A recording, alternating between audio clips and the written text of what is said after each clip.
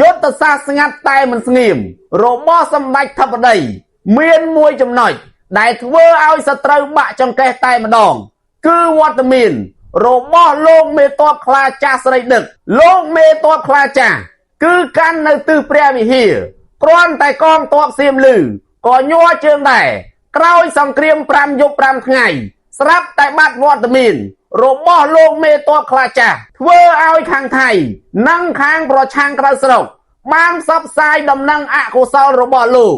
តែមេតបខ្លាចាស់ម្នាក់នេះនៅតែស្ងាត់ស្ងៀមដដែលសបញ្ជាឲ្យឃើញថា